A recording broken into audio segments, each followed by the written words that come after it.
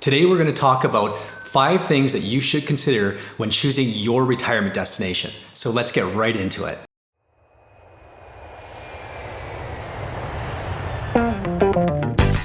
Welcome to Track Us Down. If you're just finding us, I'm Monique. And I'm Doug.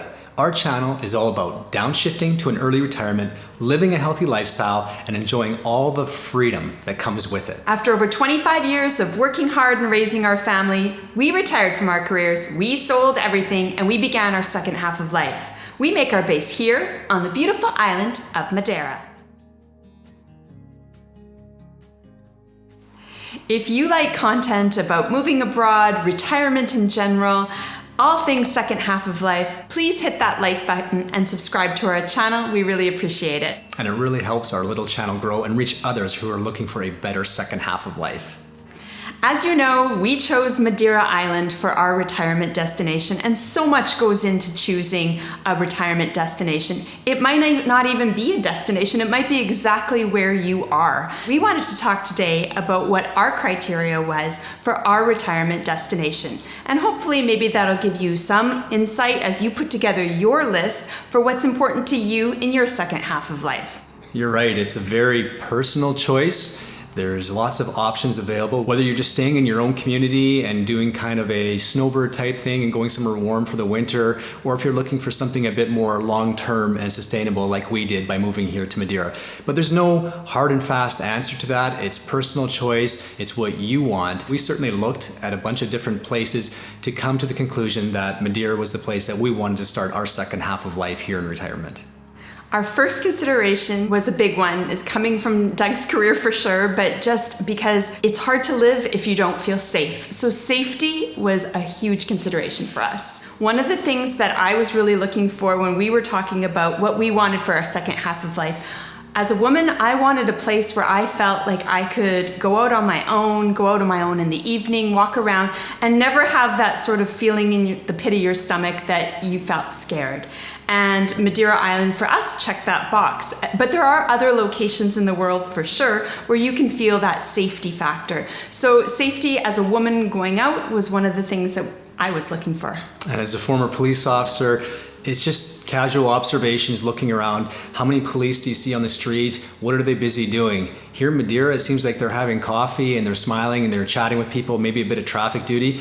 You don't see high-speed chases at all. You don't see them running after any suspect for any reason at all or anything untoward. We haven't seen any of that since we've been here, and it's been a year now, a year to the day this week. So that's some of the things I look for when I'm looking for safety. We've been on vacation to many places and you do see those things. Safety checked all the boxes for us here in Madeira. But you know, if you go to somewhere like Costa Rica or some of these other places, you might have a gated community, you might be in a beach community, you might feel just as safe. It's your personal choice about where you feel comfortable. Speaking of Costa Rica, that sounds like nice weather, and weather was our next huge consideration.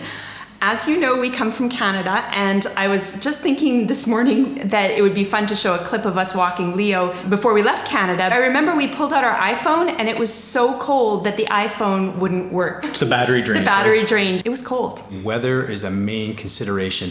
With everything going on in the world, all these mega storms and hurricanes and floods and everything that you see around the world right now, we wanted to be somewhere where we weren't involved in any kind of extreme weather and where it was mostly nice year-round. There's many places in Central America, South America, and other places in Europe where it's fairly nice. Here in Madeira, they call it the land of eternal spring and summer, and that is certainly what we have experienced. Yes, they have their rain days, but overall, there's nice days throughout the week, and it just seems to be pleasant and warm year-round. No blizzards, no extreme weather, and it's very livable outside. It was what we are looking for as well. And as we tried to escape the cold, we know that many of the people that we've met coming from the United States, like places like Arizona, they were trying to escape the heat and looking for a more temperate climate. So we're all sort of looking for that perfect weather where you can just head outdoors all the time, or most of the time, and have really nice weather. So weather's another huge consideration.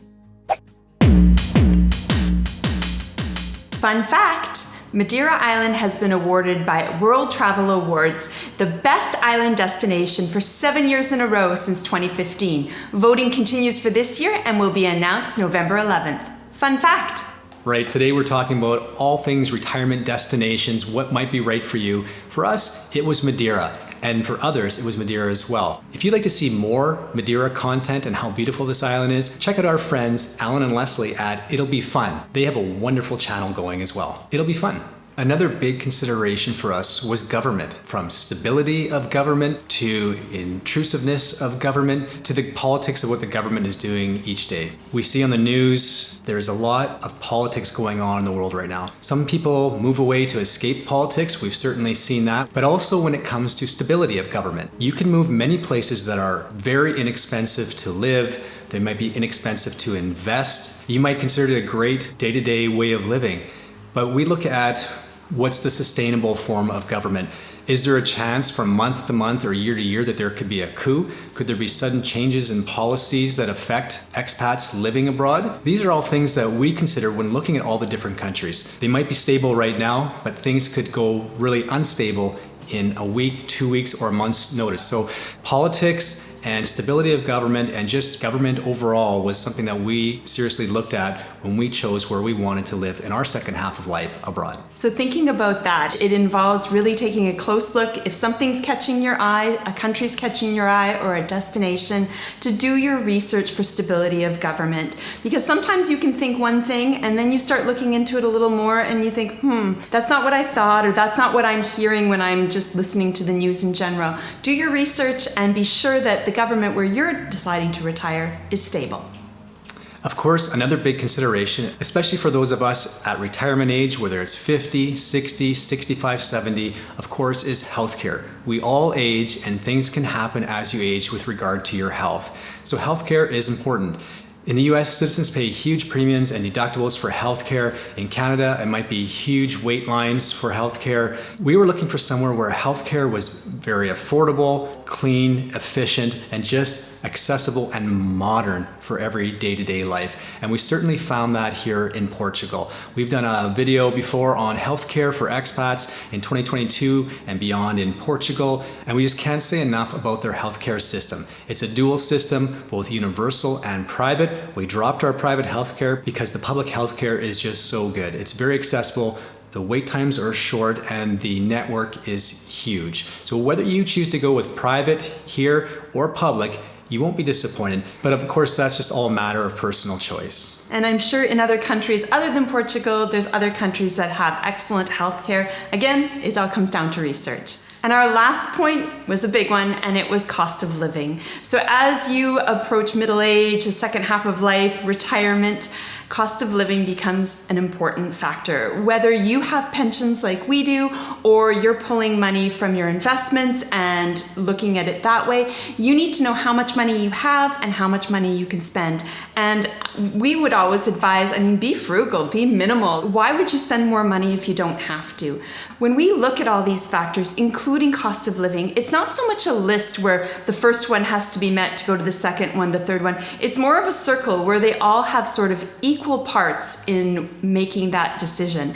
And cost of living is a huge one. You want to know that you can afford to live this year and beyond on the money that you have coming in, and that you can enjoy a lifestyle that you've worked for. You've worked hard all these years, and I know we both felt that we contributed to society, we did our jobs, we raised our family. We worked hard all those years, and now we want to enjoy our second half of life just as much as we enjoyed the first half, by it being able to have a nice lifestyle. We by no means want an extravagant lifestyle. We weren't looking for the billionaire type lifestyle, but we did want to have a nice home. We did want to be able to access Europe and to travel and all the freedom that comes with it, like we always say at the beginning, because that is what's important to us. But you need to think about what's important for you. And cost of living was hugely important to us. Cost of living in Canada and the US, the UK is going up dramatically. Would we have been able to retire early at 50 years old on one pension staying in Canada?